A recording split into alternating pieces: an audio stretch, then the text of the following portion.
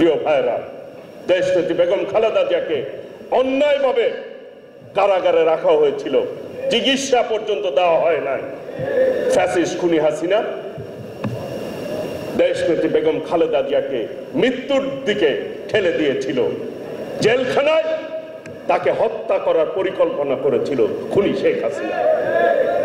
প্রিয় ভাইরা, দেশনেত্রী বেগম খালেদা জিয়া কারাবরণের পর দলের হাল ধরেছেন বিএনপির ভারপ্রাপ্ত চেয়ারম্যান দেশনায়ক তারেক রহমান। দেশনায়ক তারেক রহমান তৃণমূল থেকে বিএনপিকে ঐক্যবদ্ধ করে ফ্যাসিবাদ বিরোধী আন্দোলনকে শক্তিশালী করেছেন। জাতির সামনে বিএনপি 27 দফা দাবি নিয়ে সামনে এসেছিলেন। তারপর ফ্যাসিবাদ বিরোধী আন্দোলনে যারা সক্রিয় ছিল তাদেরকে ঐক্যবদ্ধ করে এই আজকের এই 31 দফা সকলের সাথে কথা বলে জাতির সামনে উপস্থাপন করেছেন। জনগণের সঙ্গে থাকুন, জনগণকে সাথে রাখুন। প্রিয় ভাইরা, বাংলাদেশের জনগণ কিন্তু বিএনপির সাথে রয়েছে এবং বিএনপিও সকল সময় জনগণের পক্ষে কাজ করেছে। সেই জন্যই বিএনপিকে কেউ রাজাকার বলতে পারে না, বিএনপিকে কেউ স্বৈরাচার বলতে পারে না, বিএনপিকে কেউ ফ্যাসিবাদ বলতে পারে না। এই মুহূর্তে বাংলাদেশের মানুষ নির্বাচন চায়, তাই না ভাইরা? এটাই বাস্তবতা। আজকে অনেকেই ভোট নিয়ে তাল বাহানা করছেন, ষড়যন্ত্র করছেন, যে যেভাবেই ব্যাখ্যা করেন। বলতে চাই, বাংলাদেশের মানুষ তার অধিকার আদায় করবে ইনশাআল্লাহ, এবং বাংলাদেশের জনগণই ঠিক করবে আগামী দিনে দেশ পরিচালনার দায়িত্ব বাংলাদেশের জনগণ কাকে দিবে। কাজেই যারা ব্যত্যয় ঘটাতে চান, খুনি শেখ হাসিনাও ব্যত্যয় ঘটাতে চেয়েছিল। একই সুরে কথা বলেছে যে উন্নয়ন আগে, গণতন্ত্র পরে, নির্বাচন দিতে চান নাই। এ দামিন্য যারা কথা বলেন সংস্কার আগে তারপরে নাকি নির্বাচন, সংস্কার একটি ধারাবাহিক প্রক্রিয়া। জাতির সামনে বিএনপি 31 দফা দিয়েছে, কই আপনারা তো জাতির সামনে সংস্কার কোনো প্রস্তাব দেন না। কাজে নির্বাচনের বাস্তবতায় স্বাভাবিক নিয়মের যারা ব্যত্যয় ঘটিয়েছে, জনগণের অধিকার যারা হরণ করেছেন, এই দেশের মালিক এই দেশের জনগণ। জনগণের ক্ষমতা জনগণকে দিতে হবে। জনগণ তার ক্ষমতা, অধিকার সকল সময় আদায় করেছে, ভবিষ্যতেও আদায় করবে। বিএনপি জনগণের সাথে থেকে সেই আদায়ের পিছনে থেকে দাবি অর্জন করবে ইনশাআল্লাহ। একটার পর একটা মামলা হয়েছে, মিথ্যা মামলা হয়েছে, কারাগারে নিয়ে গেছে, চাকরি পায় নাই, ব্যবসা করতে পারে নাই, এলাকায় থাকতে পারে নাই, এলাকায় ঢুকতে পারে নাই। সেই সময় বিএনপির অ্যাক্টিং চেয়ারম্যান জনাব তারেক রহমানও কিন্তু দেশে আসতে পারে নাই। সেই সময় ৭৬ বছর বয়সে দেশনেত্রী বেগম খালেদা জিয়া, যিনি বাংলাদেশের আরেকটা নাম হয়ে দাঁড়িয়েছেন, তাকে কারাগারে যেতে হয়েছে।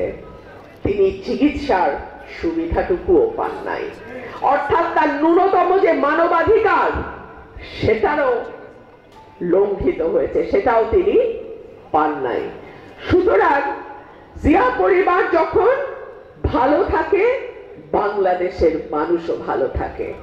বাংলাদেশের মানুষের ভাগ্যের সাথে দেশনেত্রী বেগম খালেদা জিয়া এবং আমাদের সকলের প্রাণপ্রিয় নেতা অ্যাক্টিং চেয়ারম্যান জনাব তারেক রহমানের ভাগ্য সরাসরি জড়িত। নতুন নতুন কথা শুনি বিএনপি নাকি নির্বাচন করে। খালি বিএনপি কি মাত্র নতুন নতুন নির্বাচন করে, নাকি বিএনপি একমাত্র দল যারা গত 17 বছর ধরে একটা সঠিক, সুন্দর, নিরপেক্ষ, গ্রহণযোগ্য নির্বাচনের কথা বলেছে? এই একটা সঠিক এবং নিরপেক্ষ, গ্রহণযোগ্য নির্বাচনের জন্য বিএনপির নেতা কর্মীরা কি অকাতরে জীবন দেয় নাই? দিন, মাসের পর মাস, বছরের পর বছর কারাগারে থাকে নাই? বিএনপির নেতা কর্মীরা কি চাকরি পায় নাই, ব্যবসা করতে পারে নাই, এলাকায় ঢুকতে পারে নাই? এই ঘটনা ঘটে নাই? তাহলে কি করে বলে যে বিএনপি এখন নির্বাচন চাচ্ছে? নো, বিএনপি গত 17 বছর ধরে একটা সুষ্ঠু নির্বাচনের জন্য লড়াই করেছে এবং সে কারণে বিএনপির অ্যাক্টিং চেয়ারম্যান জনাব তারেক রহমান স্পষ্টভাবে বলেন যে আমাদের সংগ্রাম, আমাদের লড়াই এখনো শেষ হয় নাই। কেউ যদি মনে করেন আওয়ামী লীগ বিদায় হয়েছে, আমাদের লড়াই শেষ হয়ে গেছে, তাহলে অনেক বড় ভুল হবে। এখনো কিন্তু আমরা মানুষের ভোটের অধিকার আদায় করতে পারি নাই। এখনো কিন্তু আমরা মানুষের পছন্দের প্রতিনিধিকে নির্বাচিত করতে পারি নাই। এখনো কিন্তু আমরা একটা জবাবদিহিতামূলক সরকার প্রতিষ্ঠা করতে পারি নাই। এখনো বাংলাদেশ অনির্বাচিত অন্তর্বর্তীকালীন সরকারের হাতে আছে। সুতরাং যতদিন পর্যন্ত না বাংলাদেশে একটি সঠিক সুন্দর নির্বাচনের মাধ্যমে একটি সরকারকে আমরা নির্বাচিত সরকারকে আনতে পারবো, ততদিন পর্যন্ত আমাদের এই সংগ্রাম, এই লড়াই, এই যুদ্ধ অব্যাহত থাকবে। শুধু মুখে বললে তো হবে না নতুন ধারার রাজনীতি, সেই রাজনীতি চর্চা করে মানুষকে দেখাতে হবে। ঢাকা শহরের রূপায়ণ টাওয়ার 2টো ফ্লোর নিয়ে বিরাট অফিস, কেমন করে ভাড়া আসে কোথার থেকে? শুভাকাঙ্ক্ষীরা নাকি টাকা দেয়। শুভাকাঙ্ক্ষীরা কেন টাকা দেয়? চালিয়ে যেতে হবে।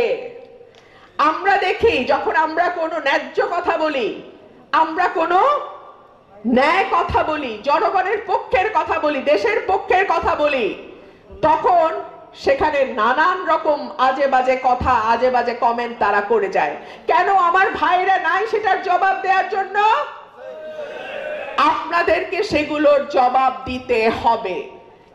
কোনো ফলস আইডি আমার খোলার দরকার নাই, আপনার খোলার দরকার নাই। আমার কোটি কোটি সমর্থক ভাই আছে, আমার কোটি কোটি সমর্থক বন্ধু আছে, আমার সহকর্মী আছে। আপনারা আমাদের পক্ষে কলম ধরবেন, আপনারা আমাদের পক্ষে সামাজিক যোগাযোগ মাধ্যমে লিখবেন, দলের পক্ষে লিখবেন, দলের যেটা মানে ভিশন, দল যেটা বলতে চায়, দল যেটা দেখতে চায়, সেটা আরো বেশি বেশি বেশি করে আপনারা প্রচার করবেন। সুতরাং আমাদের কিন্তু লড়াইয়ের ক্ষেত্র এখন দুইটা। একটা হচ্ছে যেই লড়াইটা আমরা সৃষ্টির শুরু থেকে, আমাদের জন্মলগ্ন থেকে এখন পর্যন্ত করে এসেছি, সেই মাঠের লড়াই, এবং সেই সাথে এখন ভার্চুয়াল মিডিয়া বা সামাজিক যোগাযোগ মাধ্যমের লড়াই। এই দুটো লড়াই কিন্তু আমাদের একই সঙ্গে করে যেতে হবে। বিলাতের মতন মানবাধিকার, বিলাতের মতন সুশাসন, ন্যায় বিচার কয়টা দেশে আপনি পাবেন? সুতরাং সংবিধানে ভালো ভালো কথা লিখলাম আর হাসিনার মতো রাতের ভোটে নির্বাচন করে ক্ষমতায় থাকলাম, গুম করলাম, হত্যা করলাম, মিথ্যা মামলা দিলাম, কাজে পরিণত করতে না পারেন বা না চান বা না করেন, তাহলে আপনি কখনোই একটা ভালো দেশ বা একটা রাষ্ট্র আপনি গঠন করতে পারবেন না।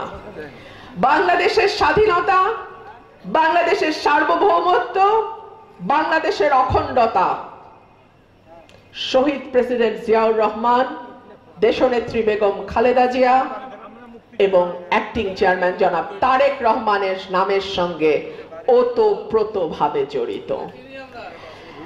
শহীদ প্রেসিডেন্ট জিয়াউর রহমান এবং দেশনেত্রী বেগম খালেদা জিয়া তাদের এই পুরো জীবনটা উৎসর্গ করেছেন বাংলাদেশের কল্যাণে, বাংলাদেশের মানুষের কল্যাণে। বিএনপির অ্যাক্টিং চেয়ারম্যান জনাব তারেক রহমান একমাত্র নাম, যেই নামে বাংলাদেশের স্বাধীনতা, সার্বভৌমত্ব, অখণ্ডতা, গণতন্ত্র, মানুষের অধিকার এবং বাংলাদেশের 18 কোটি মানুষকে আপনি এক সুতায় গাঁথতে পারবেন। সুতরাং একটি পরিবেশ আমাদের তৈরি করতে হবে।